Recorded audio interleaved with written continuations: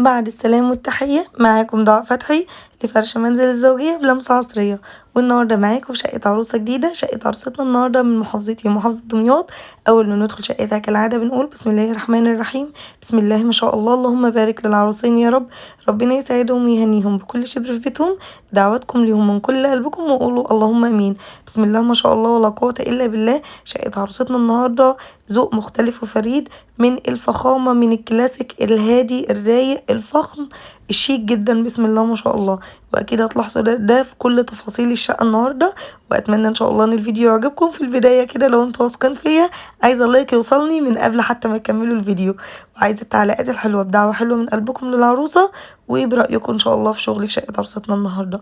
هنا السفرة بكل تفاصيلها بجد يعني قصة من قصص الجمال تحكى، من كل التفاصيل اللي في السفرة لحد المفرش لطبق الفاكهة. اللهم بارك يا رب. ربنا يسعدها ويهنيها بكل حاجتها اللهم امين. اما هنا موجود معانا كده الصالون، والصالون بتاعها كده كان ماتشنج لونين من الوان الرمادي. بسم الله ما شاء الله اللهم بارك. وكان معاه كده 2 باف زيادة على الصالون حلوين جدا في المدخل. والستاير بتاعتها كانت قمة في الشياكة والأناقة والرقي، وقد ايه ان باين عليها الفخامة. ونفس الشغل اللي موجود في الكوشن، نفس الشغل اللي موجود في الستارة. وهنا المفارش كلها كانت هاند ميد، وحطت لها كده بونبونيرة وعلبة مناديل. اللهم بارك. شوفوا بس شكل الصالون وجماله. يا جماعة احنا الموبيليا الدمياطي لا يعلى عليها. الأساس الدمياطي أحلى أساس في العالم كله. احنا بنصدر لكل دول العالم. فأنا لما بقول كده على أهل بلدي وأنا مبسوطة، أنا حقيقي فخورة بشباب بلدي وبأهل بلدي وإن أنا فعلا من دمياط. ندخل بقى هنا على الجزء ده الليفينج روم. زي ما انتم شايفين بسم الله ما شاء الله، كان في فاصل ما بينه بارتيشن كده خشبي من ما بين الصالون وما بين الركنة. زي ما انتم شايفين، والركنة بتتفتح سرير وفيها سحارة ما شاء الله اللهم بارك. فيها استغلال مساحات كبير، وفيها جزء كده تحط عليه صينية، يحطوا عليه أكل، يحطوا عليه مشروب خشبي كده في نص الركنة، فحلو قوي. مقابل كده للركنة موجود الشاشة. وعايزة اقول لكم ان الستاير في الشقة كلها كانت بجد فخمة جدا جدا. كان حاجة كده تستاهل ان نقف عندها بصراحة ونتفرج عليها لوحدها كده. اللهم بارك يا رب. تسلم ايدين اللي عمل وتسلم ايدين اللي جاب واللي دفع يعني.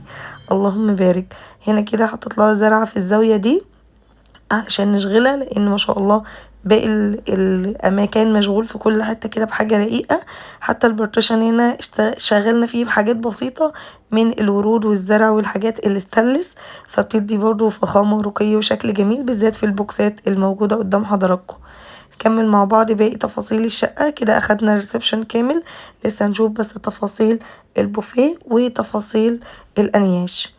وهنا كده حبيت ان انا اركز لكم على الجيبسون بورد، وهي ما شاء الله عامله البانوهات، بس البانوهات هنا كلاسيك بسم الله ما شاء الله عشان تليق مع مستوى العفش وشكله. هنا كده ده شكل البار او البوفيه بتاع العروسه. من بره كده حطينا لها كده 2 شمعدان على اليمين وعلى اليسار، وفي النص كده طبق بونبوني. وهنا كده جزء من الطقم الصيني، لان هي بسم الله ما شاء الله كانت جايبه الطقم الصيني الكبير الكامل. ويا جماعة دايما بقول بكررها كتير قوي، احنا مش لازم نجيب كل الاطقم. لو هجيب الطقم البورسلين ده كامل، يبقى مش ضروري ان انت تجيبي معاه اطقم كتير غير طقم العشاء بس. اما لو هتجيبي نص، متاح لك ان انت تجيبي معاه طقم اركوبال او طقم اركوبايركس، لكن مش معنى كده انت تجيبي كل انواع الاطقم الموجودة في السوق. هنا باقي الاطباق منه، وهنا صواني كده وطقم كاسات. بسم الله ما شاء الله ولا قوة الا بالله. هنا دي البابين دول نفس البابين بيدخلوا على غرفة النوم. غرفة النوم هنا كانت ببابين، كانت دي اللي يعني تحسها مختلفة كده يعني. بس هنرجع نشوف كل تفاصيلها دلوقتي لما نشوف ما شاء الله اللهم بارك تفاصيل النيش. هنا موجود معانا النيش او الرف فوق بسم الله ما شاء الله، هتطلع فيه كاسات السيلفر دي. اتمنى تكون الرصة جميلة ورايقة وواضحة بالنسبة لكم. وهنا حطيت لها القارورة دي، ودخلت برضو معاها كاسات تليق عليها. بسم الله ما شاء الله لا قوة الا بالله. وهنا جزء كده من الطقم الصيني او الطقم البورسلين، ما شاء الله كان قمة في الشياكة. وبجد الرصة بتاعته كمان كانت مختلفة. قولوا لي ايه رأيكم في رصته عموما، وقد ايه ان هي رايقة وهادية ولايقة مع النيش والستايل بتاعه. نشوف مع بعض القطعة التانية. من فوق برضو حطيت لها طقم الخشاف السيلفر ده قصاد الكاسات السيلفر اللي الناحية التانية، وحطيت شاي وجاتوه قصاد الطقم الشاي اللي انا حاطاه الناحية التانية، وحطيت قارورة قصاد القارورة الناحية التانية. بحب دايما جدا جدا التناغم ما بين قطعتين النيش. هنا كده زي ما قلت لكم ده طقم الخشاف، وبعد كده دي القارورة، ودخلت معاها كاسات برضو في الخلفية تليق عليها. ومفارش النيش بجد بسم الله ما شاء الله كانت هاند ميد، فكانت مميزة ومختلفة جدا، وانا بحب جدا المفارش دي. هي بتبقى زي شموع كده وملزوق عليها تراس. هنا كده الطقم الشاي والجاتوه في الرف اللي فوق، ومن تحت كده جزء برضو من الطقم الصيني، وكده كده الجزئية دي مش باينة لما النيش بيتقفل. وحطيت معاهم طقم قهوة ملوش علاقة بيه بس شبههم قوي، تحس ان هو لايق عليهم. متنسوش تدعوا دعوة حلوة للعروسة من قلبكم، وتتمنوا لها السعادة في حياتها، وان ربنا يهنيها بكل حاجتها، ولكم ملائكة تقول لكم ولكم بالمثل ان شاء الله، اللهم امين. ندخل بقى على غرفة النوم. دخلنا من باب كده، دخلنا على السرير مباشرة والشيزلونج بالشكل اللي انتم شايفينه ده. بسم الله ما شاء الله. حاولت اظبط الاضاءة الى حد ما، اضاءة يعني تروق ليكوا يعني. اللهم بارك يا رب. هي كانت جايبة كل السجاد بتاع الغرفة من الشاك كده، وهنا شيزلونج حطيت لها عليه كده شال فرو، اعطي شكل كده وكسر لون شوية. وهنا طبعا الكومود ده ما كانش جنب السرير علشان باب البلكونة. وهنا مقابل السرير على طول موجود شاشة، وموجود تحتها ترابيزة للشاشة. وفي الزاوية كده حطيت لها اللي هو العسكري ده، احنا بنقول عليه عسكري في دمياط، او شفونيرة، بس اللي بيبقى الطويل ده بيبقى اسمه عسكري. هو بيبقى فيه ادراج، اوقات بنحط فيها فوط بقى اي حاجة كلام من ده. عرفت بقى الغرفة التانية اللي في اوضة النوم ليه. يعني اوضة النوم عندها دريسنج روم، فده ليه مدخل خاص لوحده، بس في ممر ما بين الاتنين عادي يعني. وعلشان كده الدريسنج روم هي محتاجة تلبس فتشوف نفسها، التسريحة موجودة مع الدولاب بتاع الملابس. هنا بسم الله ما شاء الله اللهم بارك. هنا ده شكل التسريحة، حطيت لها عليها كده جزء من البرفانات والحاجات بتاعتها من بره. عملت لها بعض الميك اب ومنظم الميك اب، وباقي حاجتها في الادراج. هنا بقى موجود اللبس الخروج بتاعها الصيفي. والزاوية دي ما شاء الله كانت واسعة، فاخدت معايا شوية فرش محترمين. هنا كده حطيت لها كوفرتيات، ودخلت معاهم دفايات، ودخلت معاهم برضو بعض الفوط الهاند ميد. بسم الله ما شاء الله ولا قوة الا بالله. وهنا كده حطيت لها الملايات، اللي هنا رصتين ملايات، وفي النص فوط للاستخدام. اما بالنسبة لتحت، بما ان الجزئية دي مكشوفة ومفتوحة ومتهوية، حطيت فيها الشنط مع الأحذية والكروسات وكده. ومن تحت خالص أحذية البيت. عايزة اقول لكم الضرفة دي اللي نابت العريس في الدريسنج ريرو كله، يعني الحمد لله انه طلع في الاخر بحاجة. بسم الله ما شاء الله اللهم بارك يا رب. هنا زي ما انتم شايفين حطيت لها الشتوي في الرفين اللي فوق، والصيفي في الرفين اللي تحت. والرصة سهل ممتنع، بسيطة ورقيقة جدا. والملابس اللي عليها رسومات كده حاولت ان انا اظهرها بحيث ان هي تبين شكل جمالي. وهنا كده تحت اللبس الصيفي كل فئة بتكون رصة لوحدها كده. ومن تحت كده ده لبس زي ما احنا بنقول رفايع ونواعم. كل اللي من فوق ده البلاكار ده موجود فيه بطاطين، والحفا للسرير الكبير، واللبس الشتوي بتاعها بتاع الخروج. بس انا للاسف ما عرفتش اصوره، كان محتاجه حاجه طويله اقف عليها. بصراحه ما كنتش قادره اصلا اطلع اقف على حاجه يعني.